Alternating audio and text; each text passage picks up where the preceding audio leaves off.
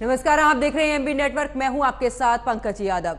राजस्थान की राजनीति के समीकरण काफी उतार चढ़ाव वाले नजर आ रहे हैं, लेकिन राजस्थान में आरोप प्रत्यारोप के साथ में परिवारवाद भी नजर आ रहा है।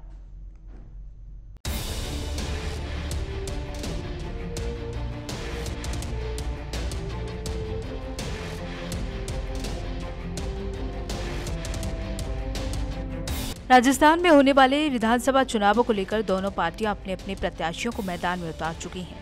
चुनाव से पहले बीजेपी और कांग्रेस दोनों पार्टियां एक दूसरे पर परिवारवाद को बढ़ावा देने का आरोप लगाती रहीं, लेकिन जब चुनाव में टिकट बंटवारे की बात सामने आई तो दोनों पार्टियों पर वंशवाद हावी रहा। कई सीटों पर परदादा दादा के बाद उनके पोते पोतियां चुनावी मैदान में हैं। चाहे बीजेपी हो या कांग्रेस, दोनों ने चेहरे तो बदले लेकिन परिवार को बदल नहीं पाई। इसी के चलते 45 सीटों पर उन लोगों को मौका दिया गया जिनकी 3 से 4 पीढ़ियां लगातार चुनावी मैदान में थी। और इस बार भी बात अगर मदेरणा परिवार की करें तो 3 पीढ़ियां राजनीति में एक्टिव रही हैं। कांग्रेस से परसराम मदेरणा की तीसरी पीढ़ी एक्टिव है। ओसियां से उनकी पोती दिव्या मदेरणा चुनाव लड़ रही हैं और 2018 में पहली बार इसी से कांग्रेस को टिकट मिला था। दादा परसराम मदेरणा 1957 से लगातार 2003 तक 46 साल 9 बार विधायक रहे हैं। मिर्धा परिवार की बात करें तो 70 साल से राजनीति में हैं। नागौर की 3 सीटों पर इस परिवार का दबदबा रहा है। 1952 के चुनाव में नाथूराम मिर्धा जीतकर मंत्री बने थे। नाथूराम मिर्धा ही भतीजे रामनिवास मिर्धा को उपचुनाव जिताकर राजनीति में लाए थे। इनके बाद अगर बात जयपुर राज परिवार की करें तो ये विरासत में मिली हुई राजनीति है। दरअसल जयपुर पूर्व राज परिवार भी आजादी के बाद से राजनीति में सक्रिय हो गया था। पूर्व राजमाता गायत्री देवी 3 बार 1962, 1967, 1971 में सांसद रही थी। गायत्री देवी के बाद पृथ्वी सिंह भी दौसा से सांसद रहे। बेटी भवानी सिंह ने भी 1979 में पहला चुनाव कांग्रेस की टिकट लोकसभा का लड़ा था। दिया कुमारी ने राजनीति में कदम रखा और पहला विधानसभा का चुनाव सवाई माधोपुर से लड़ा। राजसमंद से सांसद रही और अब वो विद्याधर नगर से चुनाव लड़ रही हैं। बीकानेर राज परिवार भी राजनीति में काफी सक्रिय है। अब दादा करण सिंह की विरासत सिद्धि कुमारी संभाल रही हैं। वहीं देवी सिंह भाटी की भी तीसरी पीढ़ी चुनावी मैदान में है। अब आपको कांग्रेस में परिवारवाद कितना हावी रहा है उसके बारे में बताते हैं। टोंक से सचिन पायलट चुनाव लड़ रहे हैं। टोंक से उनका दूसरा चुनाव है। उनके पिता राजेश पायलट केंद्रीय मंत्री रहे थे। राजाखेड़ा, शेरगढ़, लूणी, दातारामगढ़, सरदार शहर, बल्लभनगर, चूरू, बाड़मेर, भोपालगढ़, मंडावा, आमेर, नोखा, डीडवाना, झुंझुनू, सुजानगढ़, सवाई माधोपुर, मांडलगढ़, रामगढ़, सहाड़ा, फलौदी, ये सभी वो सीटें हैं जो कांग्रेस का परिवारवाद के अनुसार टिकट मिला है। तो वहीं हमेशा से विपक्ष पर परिवारवाद और वंशवाद का आरोप लगाने वाली बीजेपी परिवारवाद में टिकट देने में पीछे नहीं रही। बीजेपी ने नदबई, डीग, कुम्हेर, नसीराबाद, सादुल शहर, बाड़मेर, धरियाबाद, राजसमंद, मकराना, श्रीमाधोपुर, मुंडावर, देवली, उनियारा, लाडनू, रामगढ़ अलवर, सादुलपुर, हनुमानगढ़, पचपदरा। अब जिस तरह से बीजेपी कांग्रेस तमाम आरोप चाहे भ्रष्टाचार के हों या फिर परिवारवाद बढ़ाने का आरोप हो, दोनों ही पार्टियां एक दूसरे पर आरोप लगा रही हैं। लेकिन जिस तरह से दोनों ही पार्टियों में परिवारवाद सामने आया है तो ये सोचने पर मजबूर कर देता है ये कैसी राजनीति है। Bureau report, AMB network.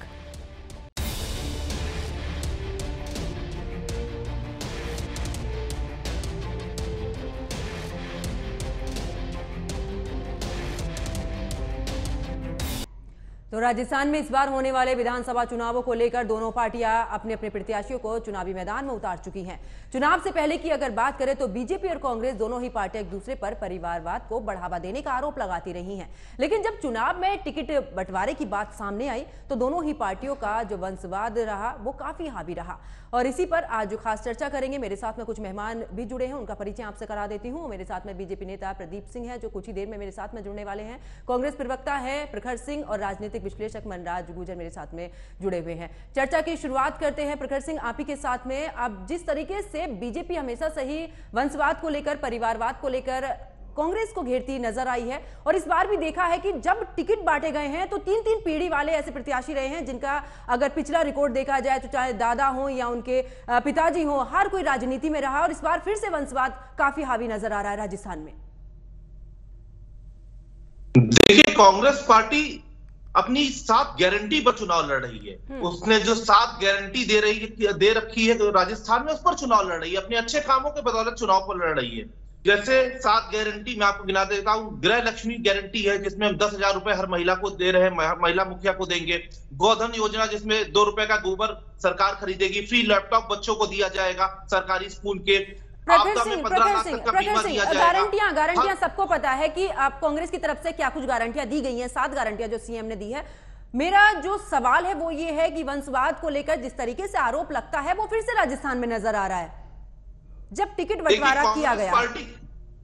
Congress party किसी को भी टिकट देती है तो उसका सर्वे कराती है। सर्वे में जो सही आता है उसको दिया जाता है। और देखिए, अंत में फैसला जनता का होता है। जनता अगर किसी को पसंद करती है तो उसको वोट देती है, उसको जिताती है। और जनता से बड़ा कोई नहीं होता। जनता जिसको जिताएगी उस पर आप वंशवाद कह ले या कोई भी चीज कह ले, अगर जनता उसको पसंद कर रही है, उसको जिता रही है, तो मुझे लगता है जनता से ऊपर कोई नहीं, ना मैं हूं ना आप है।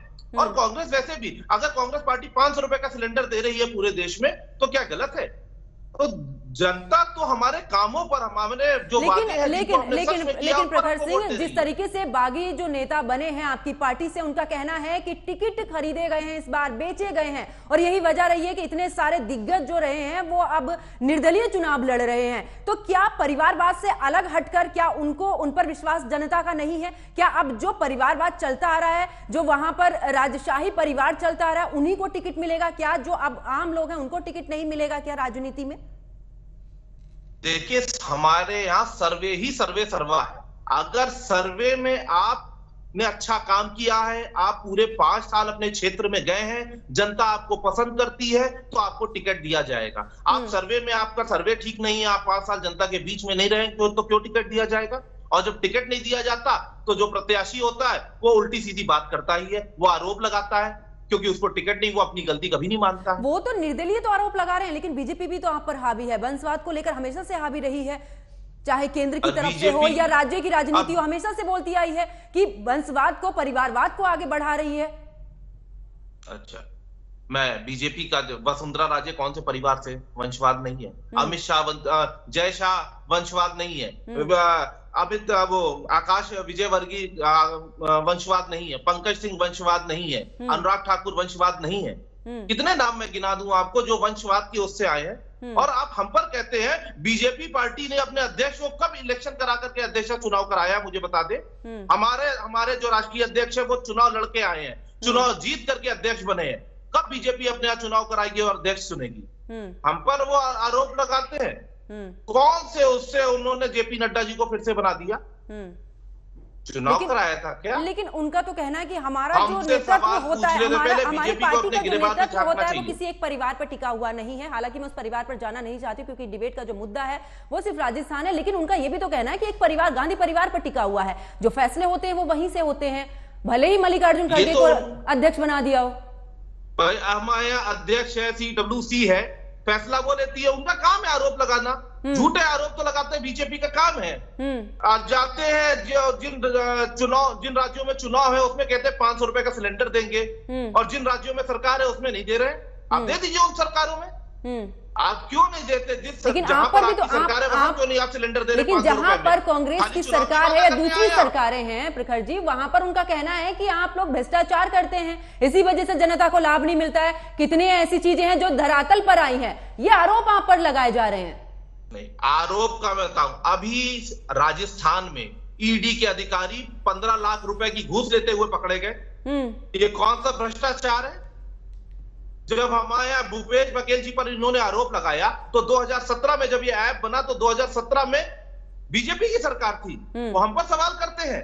आप मुझे बताइए 2014 से लेकर 2023 आ गया है, कितना कन्विक्शन रेट है?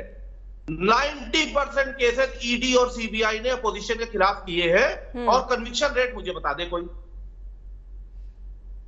ठीक है, लेकिन प्रखर जी, अब राजस्थान में जिस तरीके से समीकरण बन रहे हैं और लोग जिस तरीके से प्रत्याशी भी बोल रहे हैं कि हमें टिकट नहीं मिला है, और इतिहास की अगर मैं बात करूं तो 46 साल से भी ज्यादा के ऐसे रहे हैं जहां पर कि उन्हीं का परिवार चलता आ रहा है। तो क्या जो नए प्रत्याशी हैं, जो राजनीति में कदम रखना चाहते हैं, क्या कांग्रेस उन पर विश्वास नहीं करती है?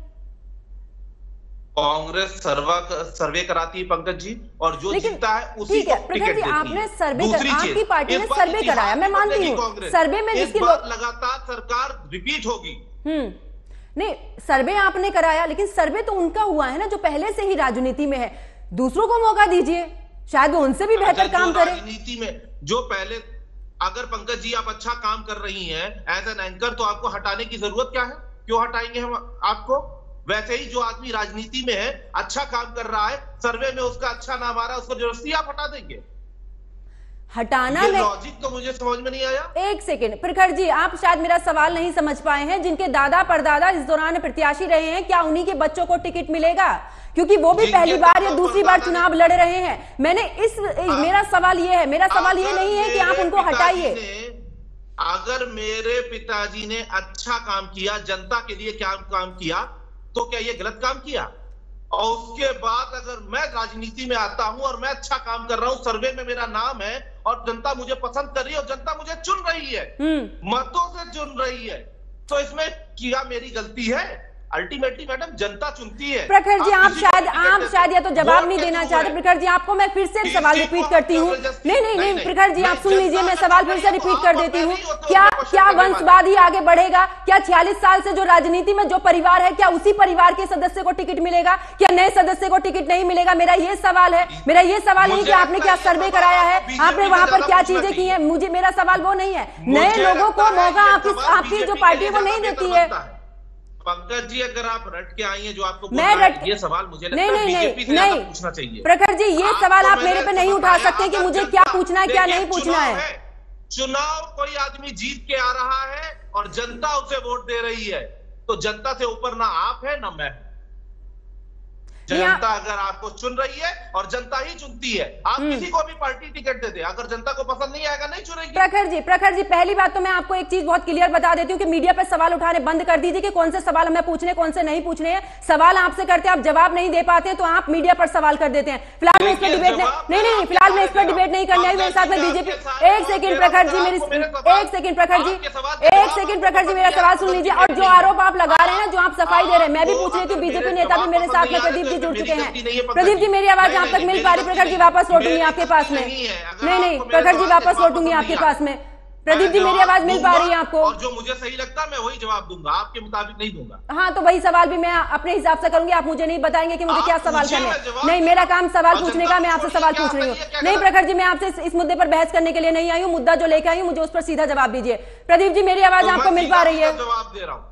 मैंने कहा जनता जनार्दन, ठीक है प्रखर जी, ठीक है। जनता पसंद कर रहे हैं तो मैं और आप क्वेश्चन करने वाले ठीक है प्रखर जी। प्रदीप जी, मेरी आवाज मिल पा रही है आपको?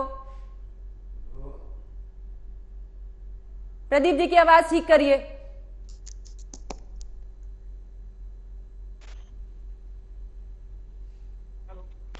प्रदीप जी, आवाज मिल पा रही है? जी प्रदीप जी, तमाम आरोप बीजेपी की तरफ से लगाए जाते हैं कांग्रेस पर कि वंशवाद को बढ़ाने की कोशिश की जाती है, उन्हीं लोगों को टिकट दिया जाता है, लेकिन ऐसा तो बीजेपी में भी नजर आ रहा है। फिर आप दूसरे के ऊपर कीचड़ क्यों उछालते हैं? जवाब दीजिए जरा इस पर।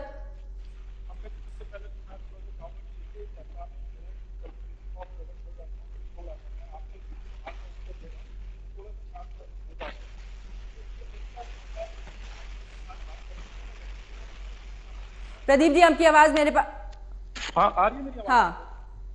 देखिए, सबसे पहले मैं क्षमा चाहूंगा, देर से आया, लेकिन ये जो दूसरा अभी जो वाक्य मैं देख रहा था, वीडियो आ गया था और विजुअल्स आ गए थे, ऑडियो नहीं आया था, तो मैं उनकी तरफ से उसको चाहे क्षमा मांगू, लेकिन ये परिभाषा नहीं है किसी एंकर से इस तरह की बात करने की। तो प्रदीप जी, आपके माइक में थोड़ी प्रॉब्लम आ रही है, उसको कोशिश कीजिएगा कि वो ठीक हो जाए।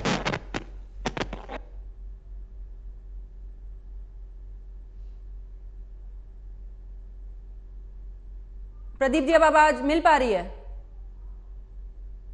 प्रदीप जी की आवाज ठीक कर रही है पीसीआर में इतने। हाँ प्रखर जी, अपनी बात पूरी कीजिए।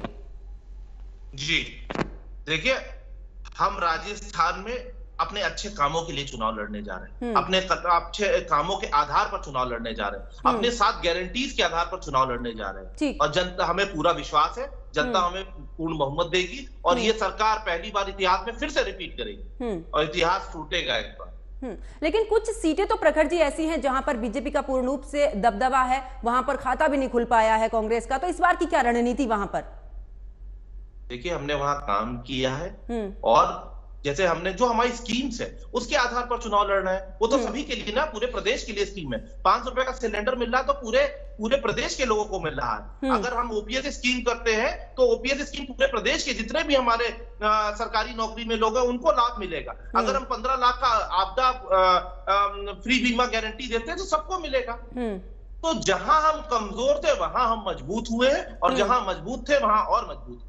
और इसीलिए इसी राह पर मैं कह रहा हूं कि हमारी सरकार रिपीट करने जा रही है। ठीक है, ठीक है। प्रदीप जी, मेरी आवाज मिल पा रही है? प्रदीप जी, आपकी आवाज मेरे पास तक नहीं पहुंच पा रही है। पर आपकी आवाज मुझे जी जी जी, प्रदीप जी आवाज मिल पा रही है। मेरा सवाल यही था कि आप हमेशा से बीजेपी हावी रही है कि वंशवाद को बढ़ाती है कांग्रेस या दूसरी भी विपक्षी जो पार्टियां हैं, लेकिन मैं राजस्थान की बात करूं तो वंशवाद को लेकर तो यहां भी टिकट बांटे गए हैं बीजेपी में, फिर दूसरे पर इस तरीके के आरोप क्यों? नहीं, देखिए पंकज जी, थोड़ा सा मैं बैकग्राउंड आपको बता देता हूं हमारी पार्टी का। 2014 के पहले केवल एक केस रहा है जहां पे श्री राजनाथ सिंह जी और उनके सुपुत्र पंकज सिंह जी, ये दोनों जो है सक्रिय थे राजनीति में और अलग अलग क्षेत्रों से सक्रिय थे, इसलिए एक एक्सेप्शन है वन टाइम। अब उसके बाद हमारी पार्टी में जो हुआ है कि अगर कोई व्यक्ति है और उसका पुत्र या पुत्री भी कहीं से चुनाव जीता हुआ है तो पद केवल एक आदमी को मिलेगा, मंत्री पद या कोई महत्वपूर्ण पद। और अब ये परिपाटी लगभग समाप्त हो चुकी है, एक परिवार से एक ही है। आदरणीय वीरेंद्र सिंह जी का था मामला, मैं बताऊंगा राजस्थान से, वो उनको राज्यसभा छोड़ना पड़ा। ये बहुत छोटी बात नहीं है, बहुत बड़ी बात है। जब उनके पुत्र लोकसभा जीत के आए तो उनको छोड़ना पड़ा। तो कहने का तात्पर्य देखिए प्रदीप जी मुझे बीच में रुकना होगा क्योंकि एक छोटे से ब्रेक के लिए रुकते हैं, ब्रेक के बाद चर्चा फिर से लगातार जारी रहेगी।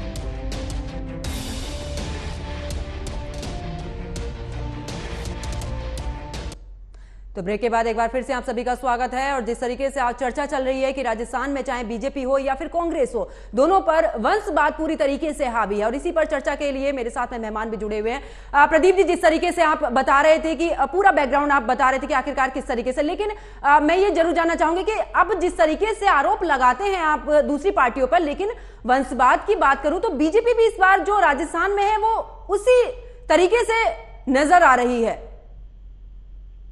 पंकज जी, चलिए मैं बाकी बातें बाद में कह लूंगा। आपके साथ इतने समय से मैं चर्चा कर रहा हूँ, लगभग 2 साल तो हो ही गए, लेकिन आपको इतने परेशान मैंने आज पहली बार देखा है। आई एम सॉरी फॉर कि इतना आपका मूड खराब होता नहीं है। पहले जो भी चर्चा हुई हो पीछे मैं लेट से जुड़ा हूँ, लेकिन चलिए एनीवेज मिट्टी डालते हैं, उसका आगे बढ़ते हैं। तो हमारी पार्टी की जो मैं बैकग्राउंड बता रहा था कि देखिए एक व्यक्ति एक पद ही है।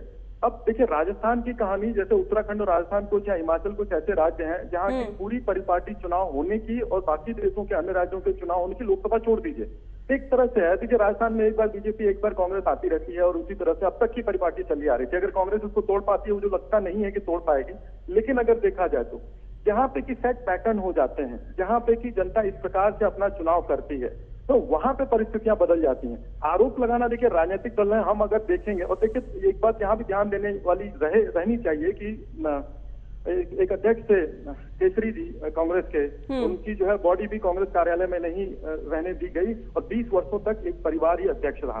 तो क्या देश की जनता इन बातों को नहीं समझती है? मैं कार्यकर्ता हूँ राजनीतिक दल का, अपनी पार्टी का, और आप एक पत्रकार हैं। सवाल उठाना आपका दायित्व है, उसीलिए आप हैं और हमको उसका उत्तर देना है। लेकिन बहुत सी जो जनता जो इस पूरे कार्यक्रम में पार्टिसिपेट नहीं करती है, क्या उसके मन की बात को हम झुठला सकते हैं? वो तो मन बनाता है और वोट देता है। और ये सारे फैक्टर जब देखे जाते हैं तो कांग्रेस की आज जो दुर्दिन है, जो दुर्गतियां पिछले 10 वर्षों से, चलिए लोकसभा में कम है लेकिन विधानसभाओं में भी क्या स्थिति कोई अच्छी नहीं है।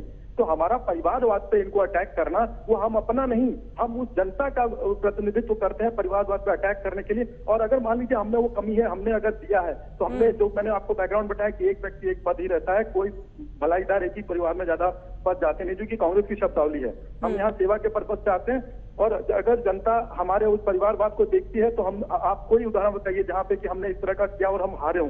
हमारे वहां से प्रत्याशी जीते हैं, पंकज सिंह जी 4.5 लाख मतों से जीते हुए हैं और उनका रिकॉर्ड बहुत अच्छा रहा है। और उससे भी बड़ी बात, प्रदीप जी वही तो, प्रदीप जी सुन लिए, प्रखर जी भी तो वही कह रहे हैं ना कि हमारा जो सर्वे रहा है, जिस सर्वे के हिसाब से रहा है, हमने उस हिसाब से टिकट देते हैं। फिर उसमें परिवारवाद जब बीजेपी करती है तो फिर उन पर इस तरीके का आरोप क्यों लगाती हैं? आप भी तो सर्वे के हिसाब से, आप भी लोकप्रियता के हिसाब से काम कर रहे हैं, वही कांग्रेस कर रही है, तो फिर आप आरोप क्यों लगा रहे हैं? उनका भी ये कहना है।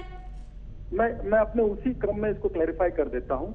नोएडा पढ़े लिखे लोगों का शहर है। पढ़े लिखे इन द टर्म्स की यहाँ पे क्षेत्रवाद, जातिवाद जैसी चीजें कम है, क्योंकि मेजॉरिटी ऑफ पॉपुलेशन जो है लिटरेट है, बड़ी कंपनियों में काम करने वाले हैं, एवरेज हायर मिडिल क्लास। ठीक है प्रदीप जी, राजस्थान से बाहर नहीं जाना है, वो मैंने प्रखर जी से भी बोला था कि राजस्थान से बाहर नहीं जाना, राजस्थान पर डिबेट है, चर्चा उसी पर है। तो मैं चाहूंगी कि आप दोनों राजस्थान पर ही रहें।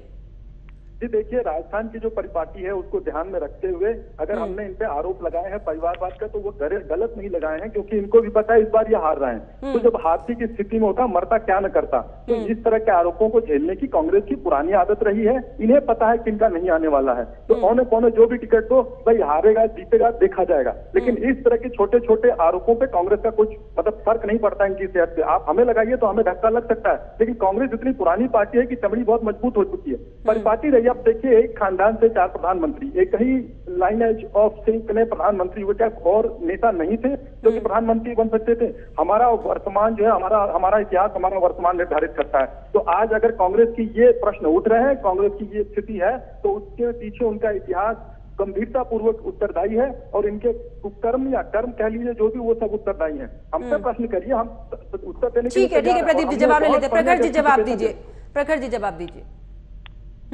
देखिए, बीजेपी प्रवक्ता की मैंने बहुत सारी बातें सुनी। अब इन्होंने कहा कि एक ही परिवार के लोग प्रधानमंत्री बनते हैं, तो राजीव जी के बाद कोई परिवार का व्यक्ति प्रधानमंत्री नहीं बना, ये इतिहास है। मनमोहन सिंह जी 10 साल रहे, पीवी नरसिम्हा राव जी रहे, और बीच में बहुत सारी सरकार रहे, और परिवार का कोई भी व्यक्ति नहीं थे। हमारे शांत रहिए, बीच में मत बोलिए, अपने में बोलिएगा, अपने में बोलिएगा। प्रदीप जी सुन लीजिए, प्रदीप जी बहुत शांतिपूर्ण तरीके से आपकी बातें, ठीक है प्रखर जी, ठीक है जवाब दीजिए। ठीक है, दूसरी चीज इन्होंने कहा हमारे प्रेसिडेंट पर क्वेश्चन किया, तो इनके प्रेसिडेंट थे बंगारू लक्ष्मण जी, करप्शन में पाए गए थे, पैसे के साथ पकड़े गए थे। तो अपने प्रेसिडेंट्स को देखिए।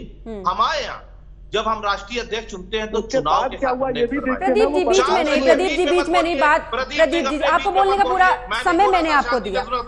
ठीक है प्रखर जी जवाब दीजिए। जब हम अपने राष्ट्रीय अध्यक्ष का चुनाव किया, तो चुनाव की प्रक्रिया से हमने उनको चुना। पूरी कांग्रेस पार्टी ने चुनाव किया, सबने वोट दिया, फिर हमने अपने प्रेसिडेंट को चुना। इन्होंने आज तक अपना कोई भी प्रेसिडेंट, प्रदेश का हो चाहे राष्ट्रीय स्तर का, एक भी प्रेसिडेंट को इन्होंने चुनाव से नहीं चुना है, कोई प्रक्रिया से नहीं चुना है। तो ये हम पर सवाल नहीं उठा सकते अपने गिरेबान में जाके। दूसरी चीज, राजस्थान में हम अपने अच्छे कामों को लेकर के जा रहे हैं, हम अपनी 7 गारंटीज को लेके जा रहे हैं, और पूर्ण बहुमत की सरकार फिर से बनाने जा रहे हैं। ये चाहे जो बोल रहे, ये हार है, और हारे नहीं होते, इसीलिए ईडी और सीबीआई भेज रहे थे, और इन्हीं के ईडी के लोग पकड़े गए हैं 15 लाख की घूस लेते हुए। तो इस बार जनता ने मन बना लिया है और कांग्रेस के वादे के साथ है, और पूर्ण बहुमत की सरकार फिर से बनने जा रही है। ठीक है प्रखर जी, वो तो 3 दिसंबर को पता चलेगा। प्रदीप जी, ईडी और सीबीआई को लेकर तमाम आरोप आप पर लगते हैं, वंशवाद का आरोप लगाते हैं, वो ईडी सीबीआई का आप पर आरोप लगा देते हैं। देखिए पंकज जी, क्योंकि चुनावी समर चल रहा है, चुनावी सीजन है, चुनाव होने वाले हैं, तो कांग्रेस थोड़ा ज्यादा तेज चिल्ला रही है। ईडी सीबीआई 12 महीने अपना काम जो उनका प्रोटोकॉल उस हिसाब से करते रहते हैं।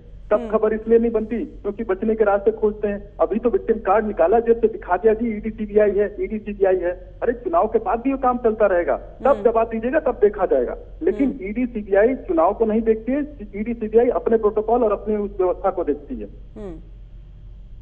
चलिए, आप दोनों मेहमान मेरे साथ में चर्चा में जुड़े, आप दोनों का बहुत बहुत शुक्रिया। तो देखिए, जिस तरीके से राजस्थान की अगर बात की जाए तो राजस्थान में इस दौरान जो वंशवाद की जो पीढ़ी है वो लगातार चलती आ रही है, चाहे बात बीजेपी की कर ले या बात कांग्रेस की कर ले। दोनों ही पार्टी एक दूसरे पर आरोप प्रत्यारोप लगाती नजर आ रही है, लेकिन कई सीटों पर परदादा दादा के बाद उनके पोते पोतियां चुनावी मैदान में है, चाहे बीजेपी हो या फिर कांग्रेस। दोनों ने चेहरे तो बदले हैं लेकिन परिवार को वो बदल नहीं पाए हैं, और इसी के चलते 45 सीटों पर अगर बात की जाए तो ऐसे लोगों को मौका दिया गया है जिनका रिकॉर्ड पहले से ही या तो उनके परिवार में से किसी ना किसी का रिकॉर्ड राजनीति में रहा है। लेकिन अब जिस तरीके से देखना होगा कि अब जल्द ही राजस्थान में विधानसभा के चुनाव होने और जल्दी परिणाम सामने आएंगे। लेकिन अब आरोप प्रत्यारोप ये भी चल रहा है, क्या एक बार राजस्थान में फिर से सत्ता परिवर्तन होगा या फिर एक बार फिर से कांग्रेस अपनी सत्ता पर काबिज रह पाती है। मेरे साथ फिलहाल इतना ही। आप देखते रहिए एएमबी नेटवर्क। नमस्कार।